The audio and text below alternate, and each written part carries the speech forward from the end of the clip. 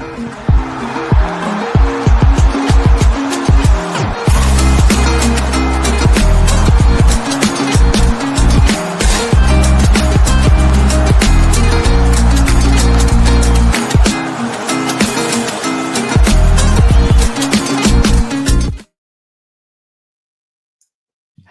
and welcome back to El Partido, yet another Spanish football podcast, but as always, with a little nostalgic twist. I'm your host, Nick Bell, and I am absolutely delighted to say I'm being rejoined by my man of ceremonies, my co-host, Paul. You're back after a 2-week hiatus. How are you doing? I'm doing very well, Nick. I see that when I've listened to the podcast episodes, you've not missed me at all. You've had two fantastic guests, and in those 2 weeks, some might say that the quality of those 2 episodes was down to the quality of the guests, but I don't think that's a fair judgment or reflection on yourself. It's 50-50, isn't it, really?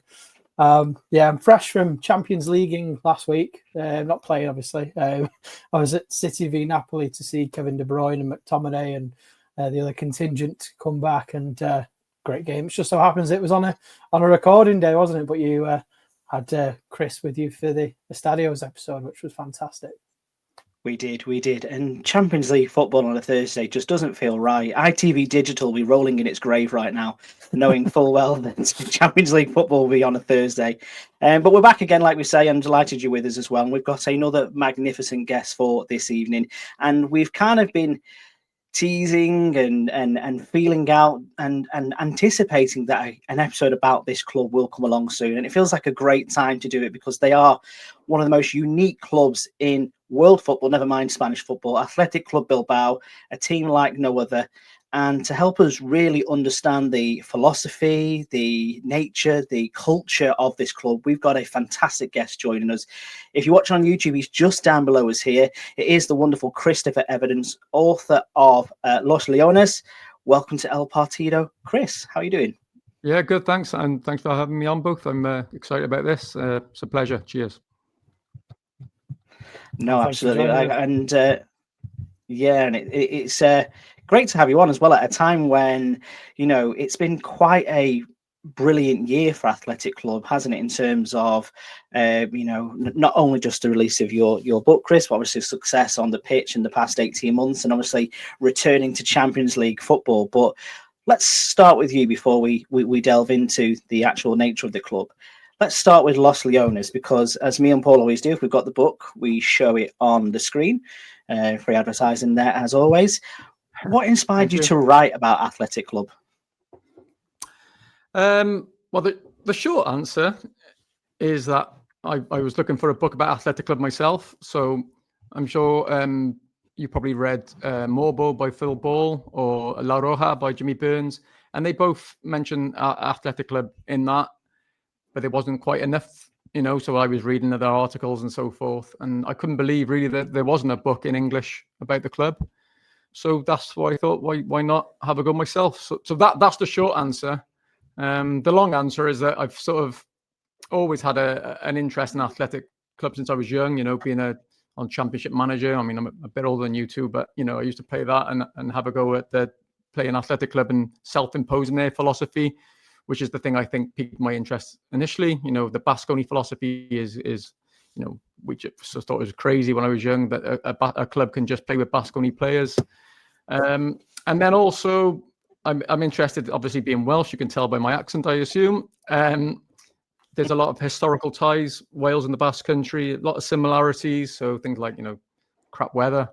There are small populations, things like that. And also, I do think that historically, the historical ties, the Welsh and Basques have suffered, repression from their bigger neighbours, culturally, socially, linguistically. So I've always been interested in that, and the fact that Welsh miners went over to fight, anti-fascists went over to fight against the Franco's forces in the Spanish Civil War. I thought that was amazing. So with all these ties, and then also I realised it's a long answer. I wrote a few articles about Basque Boys AFC, which was a refugee team in my hometown of Killeen, which obviously links, and I found out some of those boys went on to play professional football.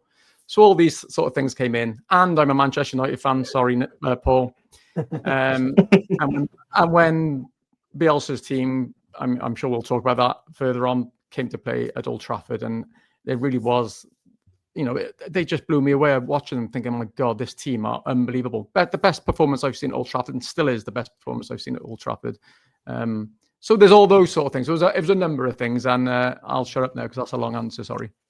Oh, it's a long answer, a very good answer at that, to be fair, as well, because there are a lot of intrinsic links, as you said there, which are quite, it would be hard to resist talking about a club like Athletic Club as well. And when you were researching it, there must have been many things that surprised you about them. Everyone sort of maybe knows the top line kind of stuff, don't they, Paul? The Basque-only policy and the if I'm right in saying sort of never relegated from La Liga factor. But there must be some sort of not secret, but some stuff that people are still uncovering about Athletic Club that you probably will have unveiled in Los Leones. Yeah, well, it's just a club. I mean, obviously, lots of football clubs have great histories and fascinating stories, but Athletic in particular seem to have a lot of mythical things, things that are probably not true, but lots of interesting stories throughout their history. Things like how they got the kit, the red and white. The story of Pachichi fascinated me. The story of Mr. Pentland, the English manager who was a prisoner of war and then went up to become this amazing, successful manager, still their most successful manager. All these sort of things kept popping up, and which I thought were amazing. I think something that really surprised me about the club is just how sort of fiercely proud the fans, the Basque people are of Athletic. It's not just a football team. That sounds perhaps a bit trite, but it's it is an institution. And everywhere you go in Bilbao, even if they don't like football, they know what's going on. There's Athletic colours everywhere, flags everywhere. You go into a bar, there's Athletic. You go into a posh restaurant in Bilbao, and there's Athletic posters on the wall. And it's just something I've never sort of witnessed before. That it's the lifeblood of Bilbao, the club of Biscay, and indeed the Basque country. Despite the other Basque clubs, there's no denying that Athletic are the biggest club. So all that sort of thing fascinated me in my research. And I'd also say that the amount of help I got from Basque people when I was researching. So it wasn't, obviously I got my name on the front of the book, but all the history and lots of the stories and lots of help I've got from people in the Basque country and in the UK. But, people like Guys Gagaramende in the Basque country, and Derek Doyle and Dan Parry, who works for the club. Beñat Gutierrez, who's a brilliant Basque journalist, helped me so much as well. So all that sort of thing. I just think I realized how much they love their club and how much they wanted to talk about their club, and they wanted an English language book because they're so proud of Athletic and being Basque. Yeah, I think there's a lot of ties, as we've talked of, and as fate would have it, you released the book, and Newport County have now got a Basque-inspired kit for this season as well. And there is a deep connection. We had Chris on a few weeks ago to talk about football and fascism, and obviously the Basque country comes up there.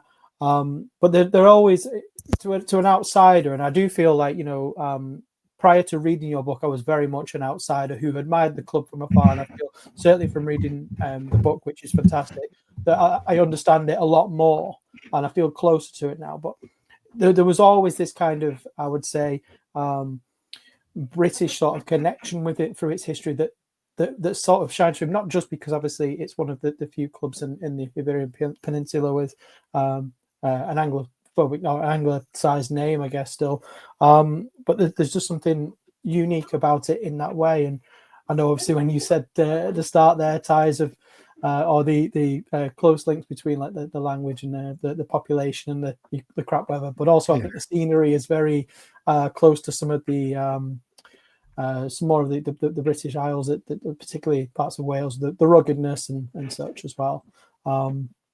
So there is a deep connection that people can already have, and I think what you do in the book is you really open that door a bit more for people to a new audience, I'd say. And certainly, does he an extra weight of responsibility than being a bit of a pioneer by being one of the first to write in this depth in English about them, or outside the Basque country, I guess?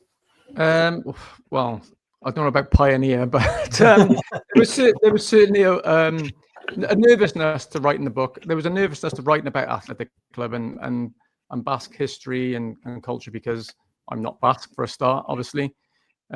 So there was a lot of pressure, but that was relieved by the fact that I had so much help from Basque people.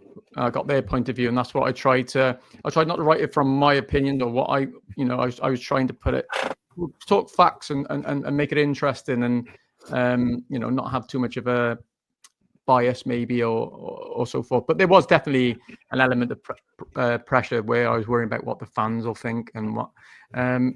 But it seems to have been received okay-ish so far. So I can't complain. Yeah, I can't. And you mentioned the Newport County kit.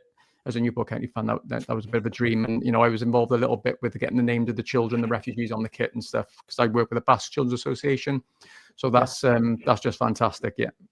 Yeah, it's a lovely sentiment that as well, actually. Yeah. Unfortunately, it's not doing the county any good because they've been absolutely useless this year, and we might be going down. But fingers crossed that doesn't happen. No, definitely, and I think as well, what I can really, give you a good testament on is how you've been embraced by the city, the club, the people as well. Because I think it'd be fair to say, Chris, you are one of them now. You are. A Bilbao person, you are at Athletic Club, and everyone. I've seen you behind the scenes at San Mamés and things like that. You are part of the furniture, I suppose. I don't think I'm part of the furniture, and I think maybe they felt sorry for me. But no, it was nice. When the day the book came out, I had the book launch the night before in Bilbao. At a great bookshop, which is no longer, it's open online, but not as a physical bookstore called Libra de Ruta. And I did a book launch, and I thought nobody would turn up. And Mr. Pentland Club, the Peña, they helped out, and I was interviewed by Beñat Gutierrez, a Basque I mentioned, who sort of translated in real time but loads of people turned up, and I was quite overwhelmed. But not just that. When I first got there, I was really nervous. I think I'm better at writing than doing this sort of thing. And my wife was there, my two young boys, and I look at the door, and Anthony Goycochea walks in, and I just was like, oh, it was amazing. But obviously I was thinking, oh God, as if I wasn't nervous enough anyway.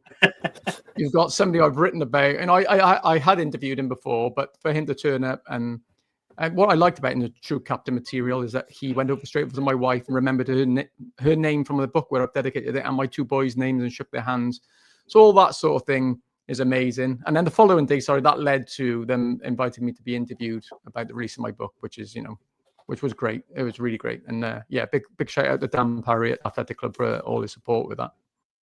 Yeah, definitely. And the boys, are they now Athletic Club fans as well, alongside Newport County and Manchester United? They got no choice. which is the right answer, which is what I say to my daughter all the time when she goes, can I support somebody other than Blackpool? I'm like, no, not at all. Blackpool and Malaga, those are your choices. Yeah, well, they're not thanking me at the moment for being those fans apart from Athletic Club, who are doing well, but my other clubs are not doing so great at the moment. But they got no choice, Nick. You know the score.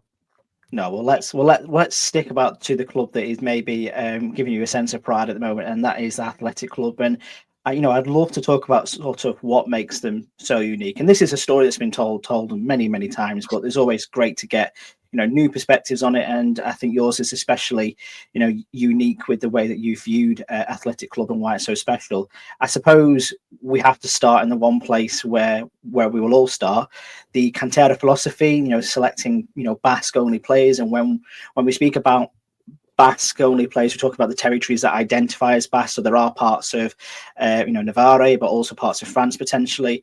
And I do love it on their website as well, that it sort of like directs and say, our philosophy is you are either born here or brought up here, and that's how you qualify to be part of our Cantera. It's probably something that divides opinion outside of Spain, probably because people don't really understand it. But how central is it to have this philosophy at the centre of Athletic Club, and how important it is to them? I think, what you say when you say about being central, I think it's absolutely central to Athletic Club and their identity. I think maybe perhaps without the Cantera philosophy, Athletic would just be perhaps another team, another Basque club playing in La Liga. So it is central, and that philosophy of playing with only Basque players defines everything. It sort of defines their strengths, their weaknesses, and their sense of pride. And even the way other fans of other clubs see them. which is certainly not always positive. Some people see them as being a bit inward looking and a bit backwards, and some people think overtly nationalistic, maybe.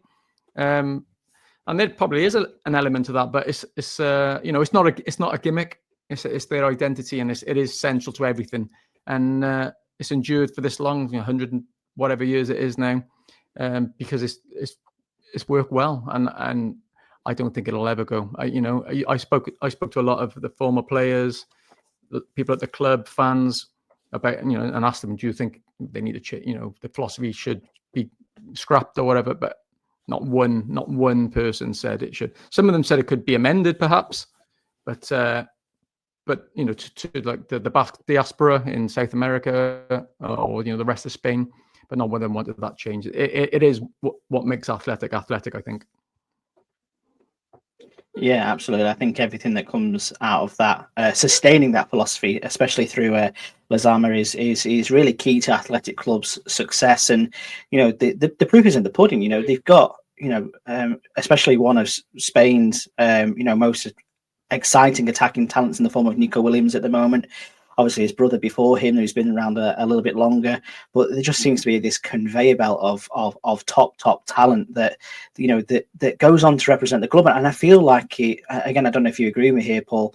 It feels like there's a pride, but also kind of like, if I was going to fight for my country, it's kind of like a service that you do for the city and for the Basque country as well. If you are eligible, there could be offers on the table to go elsewhere, but you will at some point play for Athletic Club. Yeah, it's like there's a calling, isn't there? And I guess it does come from a sense of pride in your identity. I mean, we could list players who have become legends at the club, but I think also one of the things that probably best exemplifies it, speaking and I know that we don't like to speak about contemporary stuff so much on this podcast because we are more nostalgia centric, but look at Aymeric Laporte, who's gone out of his way to come back to the club from Saudi, and there might be some elements that he's made his money, but there's obviously been complications in getting him registered, but he's made a conscious decision there to come back to Athletic. And he's somebody who you would say there's always been this, well, isn't he French? Is he, but he qualifies in the right way. And he obviously, started his career at a professional level at the club and was it 2018? He left in the January and joined City, and he's won pretty much everything you could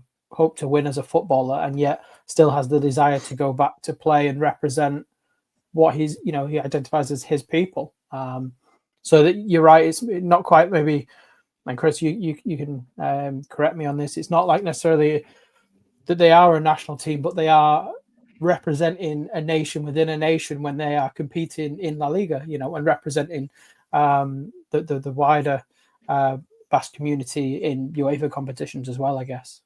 Yeah, no, I think that's fair to say. I mean, like I mentioned before, other clubs like Real Sociedad might disagree with that. Yeah, but and understandably, because they're really Basque as well, obviously, and they promote the language and the culture. But there's no denying the fact that Athletic are the biggest club in the Basque country. So yeah, I think there's an element that they're representing the Basque country and the Basque people. Particularly this year with them being in the Champions League. So yeah, but I don't want to come face to face with a Real Sociedad fan or a Vez fan on my own. I do want to.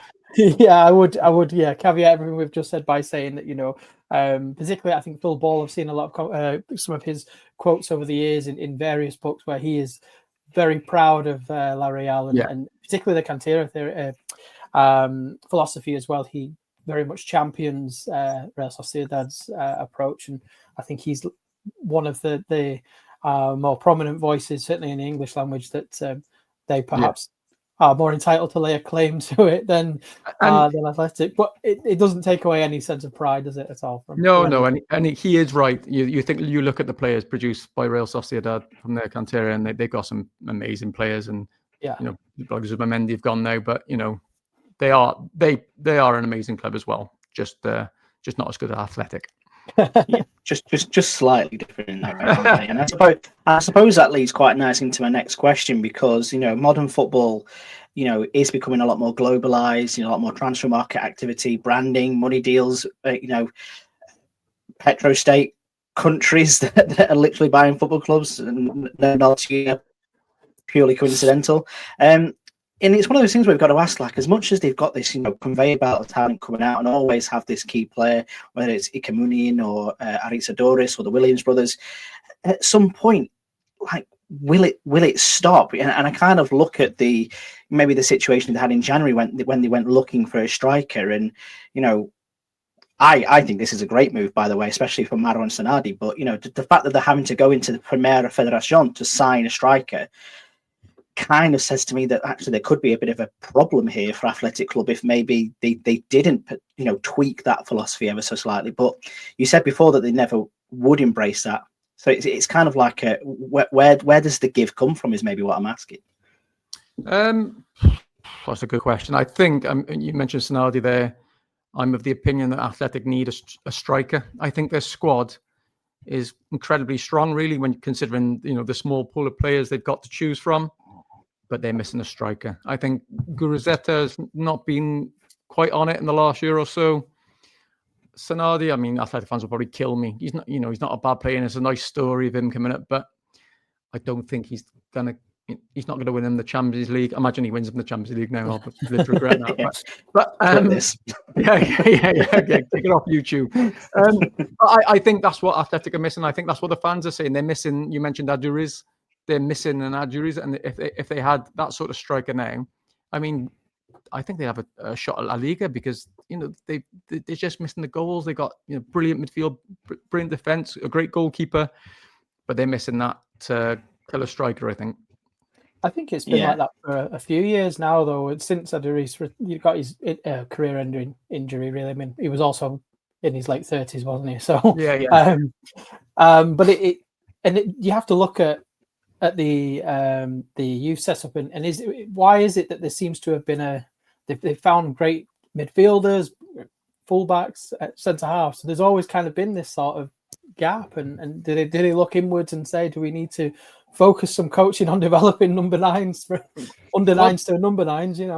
Yeah, possibly. Do it reminds me, I'm sorry to do the tedious Welsh link again, but it reminds me of growing up in the late 80s, early 90s, going to watch Wales in what was the Arms Park. And we always had, it was the other way around, we always had brilliant players up front like Mark Hughes and Ian Rush and Giggs and Dean Saunders. And then we had an absolutely useless defense, Mark Aiswood, Eric Young, and players that, there was a big gap in between the attacking talent and the defense. And perhaps at the moment, Athletic are lacking that. I don't know why they're lacking a strike. It's funny, isn't it? It's one of those. Yeah, I don't know. It was a myth, another Athletic myth. No, it really is. I think it's something they're definitely working on. Like I said, watching Bilbao Athletic, as they're known in Primera F, week in, week out. The right back this week scored an absolute worldie from about 35 yards out. So the goals can come from anywhere, to be fair, as far as Athletic Club are concerned, I imagine, going forward. The European angles could be quite interesting. And I suppose I want to challenge this in two halves. First of all, let's put our nostalgic hats back on. And you mentioned about the Bielsa side that you watched back in, I think it would have been in 2011, wasn't it, 2012. Athletic Club in Europe is always a brilliant story because of the rhetoric that goes around it, because of the cultural identity, and because of this mentality that, it's not just one thing to do it in Spain. To do it outside of Spain is a massive challenge. And, their return to the Champions League in the 1990s, that was like absolutely fantastic. And I imagine, to be around at that point would have been, insane. You spoke about Bielsa side, though, and for Bielsa is one of the best managers that this planet has ever created. I love his philosophy. I love the way he plays football. I love his attitude. And what he did with Athletic Club that season in Europe was just completely unheard of, wasn't it? It was just insane to watch. And I will always look back to that Manchester United game. And very much like you said, Chris, I was just in awe. What you say about Bielsa, but yeah, that team, most of his teams are pretty electric to begin with, aren't they? They're just scintillating football, pressing, fitness. It's amazing to watch, isn't it? And like you say about Bielsa, he's a great manager. he's so thorough. He's bonkers as well, which makes him just brilliant. Just brilliant to watch him on the touchline, sitting on his turned over bucket or whatever he's sat on, and going crazy. And his when he speaks to the press, he's brilliant as well. So they were amazing, and I genuinely mean it when I say it was the best performance I've seen at Old Trafford. And there's sometimes you lose to your rivals. You're like, you don't care if they play well. You just hate them. But I watched that match and you wanted to just applaud them and just think that's how football should be. The beautiful game they call it, which is can be a bit boring now with all the tiki-taka and stuff like that. But that was football at its best. And it was to beat Man United home and away, and easily beat them, I would say. It was great, and I think that represents the way Athletic could play, and so I think that's why a lot of Athletic fans hanker back to those days. And he almost rejoined before Valverde became the manager again.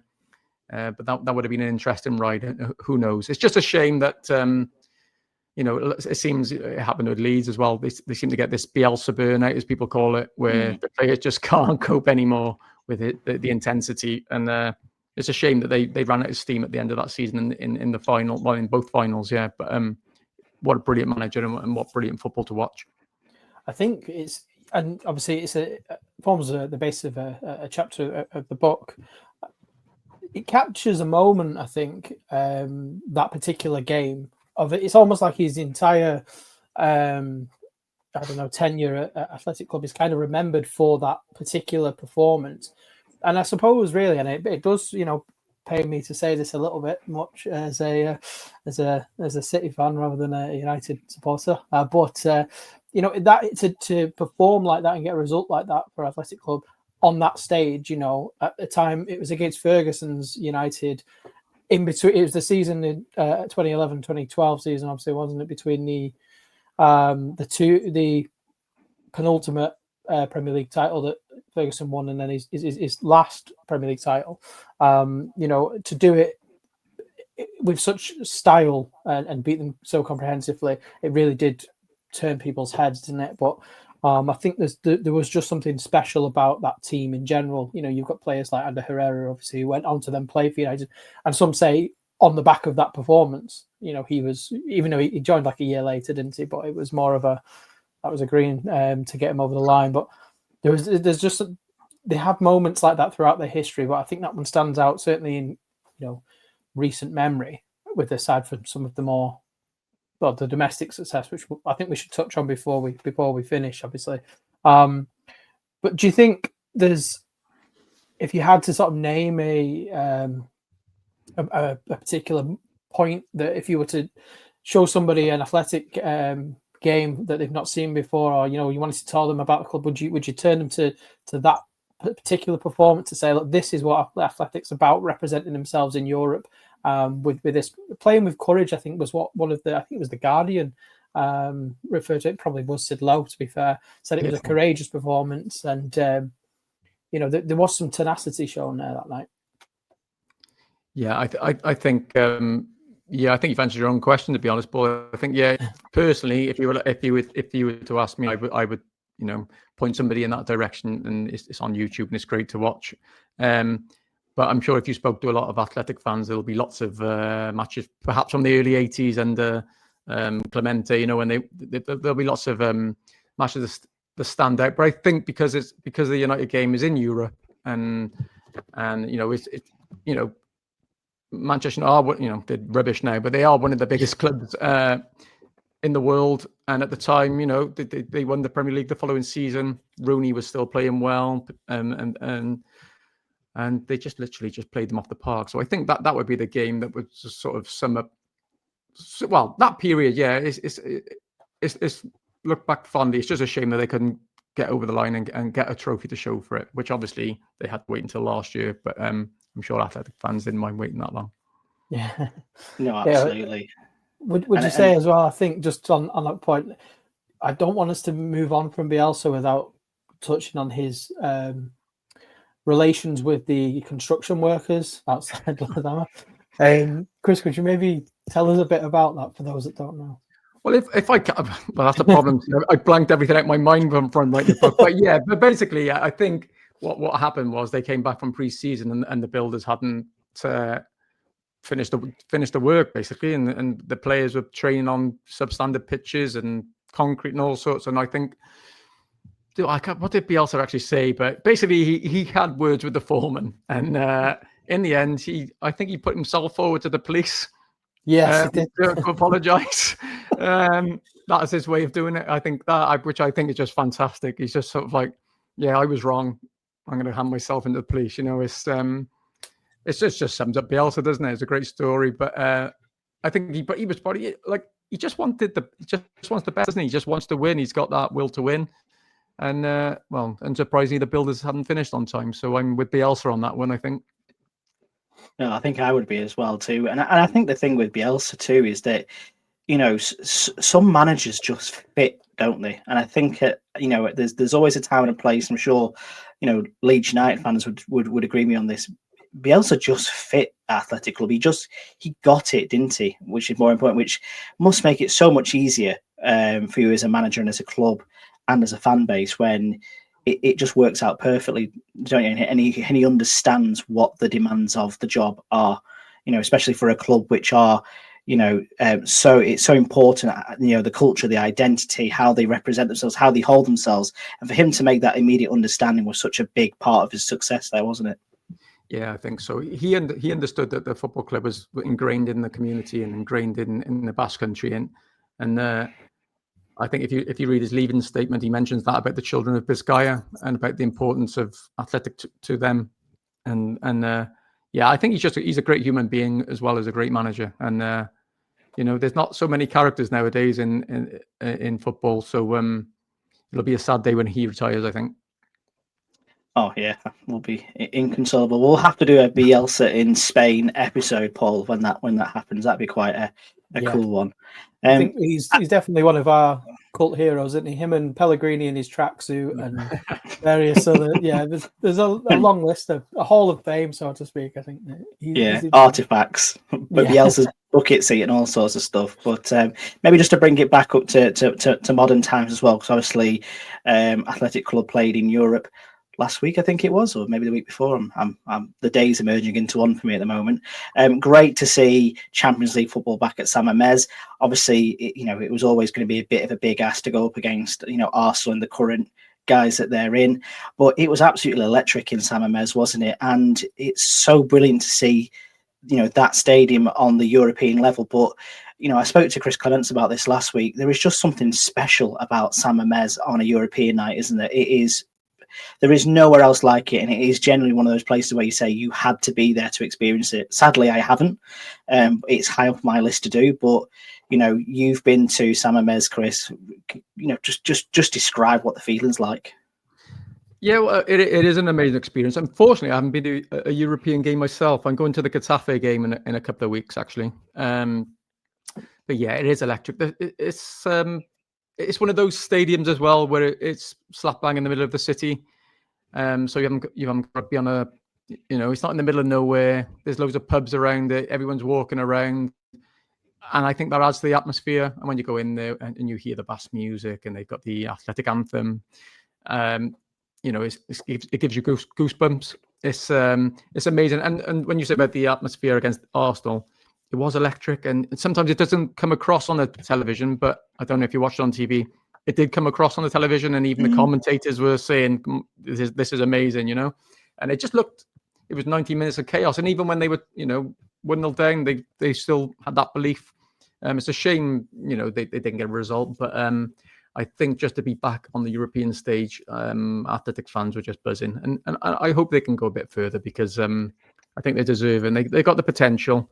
It's just getting those goals, I think. But yeah, what a stadium. And when I've been there, it is just amazing. And I can't wait to go back in a couple of weeks. Yeah, and I think about this before, Nick, about how do you remember when we did our review of the stadiums for the 2030 World Cup choice, and we were talking about modern stadia, and I think this was the only one that was modern was San Mamés, where we actually said it seems like one of the few stadiums that's done right as a modern stadium. It just seems to have something different about it that makes you, feel like it can be done with modern stadiums, that you can still have a good football experience, you know. Yeah, being close to the pitch as well. You know, that it's not miles away. You know, no stupid athletics track around it or anything like that. And like I said, just you've got the street de Posas with loads of bars, so you can they'll have a drink and just make their way to the stadium. And there's, you know, it just makes the whole experience, not just the match, it makes the whole match day much easier for the fans and much more convivial and much more fun, basically. But I recommend going if you've not been, because it is worth it's worth your while. It's amazing.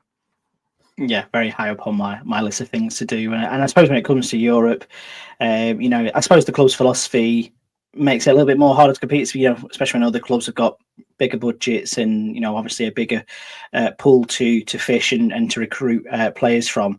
But if you appease me ever so slightly, if Athletic Club were to ever win a European trophy, what do you think it would mean for the Basque Country as a whole? You know, it would be some momentous occasion, wouldn't it? Yeah, I think it would be seismic. You know, for the Basque Country, not just for Athletic, obviously it would be, yeah, but for the Basque Country. I mean, Royal Sociedad fans, again, they won't agree with me, because although there's that element of the Basque Derby being very friendly, you know, there's still that rivalry there. They still don't want the other club to win. But for Athletic to be successful in Europe would be unbelievable. And I think there'd be national holidays and all sorts in the Basque Country, I think. And it would validate the philosophy, wouldn't it? After 100 years or whatever of playing with Basque-only and having his detractors, you know, to win in Europe, to show that you can do it with a small pool of players. I think that would be sort of vindicate the philosophy. That would be amazing. But you know, it'd be a fairy tale. But yeah, I don't know. I maybe we'll see it one day. Fingers crossed. We were very close last season as well. I know. I was so gutted when they didn't make it past that semi-final, especially with the final being at San Mamés as well. It just would have been, I think the pressure, euphoric. Yeah, I think the pressure might have got to them there, because I made a prediction at the start of this podcast, but I did on another. I was on TalkSport, I think it was, and I said, "Oh yeah, Atletico absolutely destroy United," and that didn't turn out, did it? So yeah, don't ask me for any advice on betting or predictions in the future. But it's such a shame, because I thought Athletic would go all the way, and you know, it was a harsh red card as well against United, but it sort of ruined the tie. But yeah, you just never know with football. So who knows? They've lost the first game against Arsenal. Perhaps they'll go on and surprise us all. Fingers crossed, because we'd love to see, wouldn't we, Paul, like Ibarra coming down with, you know, a European trophy on it. You know, there's so many European trophies, and obviously we want the main one, but we'll happily take the second one as well, just on the back of that. But I suppose we were, and you were very fortunate to see, you know, it in use, sailing down the river there. It was not last season, the season before, wasn't it? Yeah. Again, just. Again, it's another unique thing. You know, everyone does a bus tour, don't they, in terms of like when they win a trophy. Are there many clubs that do get the barge out and let's get on the barge and go through the city? Again, completely unique to Athletic Club, isn't it?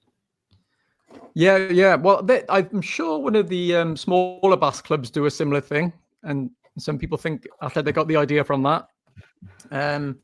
But yeah, it's I think the Basques, they like to be a little bit different in general, I think, and certainly Athletic do, and that is, like you said, the difference between that and an open top bus is it was great. And so I was really hoping, obviously, they won the Copa del Rey, and when I went to La Gabara, it was an amazing experience. It was absolutely chaotic, by the way, because it was like 1 million people on the streets. It was a boiling hot day, which, you know, the Basque Country is not known for being amazing weather all the time, and it was in April, and it was a boiling hot day, and it was just a brilliant experience. But yeah, very unique, and you could just see that you know, it's been 40 years since the previous time they'd gone down the river Nervion, so there were a lot of tears and a lot of excited fans that day, and yeah, I was glad I got to take my son's wife over as well. So that was a great experience, and hopefully I could do it again. And I would recommend go to Bilbao if they do get another trophy and witnessing that, because it's just something I don't think I ever will witness something as mad as that before. And you mentioned Sid Lowe. He writes about Athletic a lot. I interviewed him for the update of the book about the Copa del Rey win. And he just said he couldn't believe it. And he said it's one of the best experiences of his life. And he just said, it's something he won't forget, because he's seen Atletico Madrid fans going mad when they won the league. But he said this was different. And it's hard to describe it. I mean, you could just watch on YouTube and look at the photographs, and you sort of get an inkling of what it was about. But yeah, it's amazing.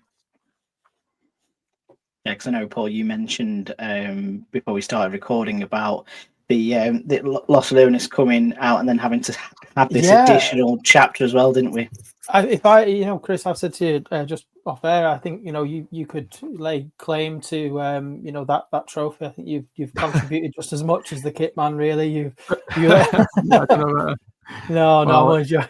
I think it's just for fortuitous. I think that you release the book and then a month later they force you to, or give you good cause to write an additional chapter, and so who says it's not written in the stars that those sort of things happen?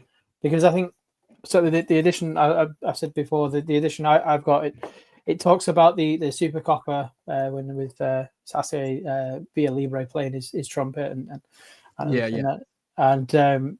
they just go on best. You think you were one of the million on the streets or along the river when they won that. Imagine if they won the league or something like a European trophy. I would imagine it'd be an even larger number. The talk of like, I can't say the words now. This is because it's late in the day, but the barge. The talk of that, and it's sat there for so long. Am I right in thinking as well that does it have a special place that it's kind of just been like not ornamental? Did they not have to go to extra use to touch it up in a bit of a rush to get it ready? Yeah, I think so. Yeah, so it was in basically in dock next to the river, and it's 40, it's nearly as old as me, and it was.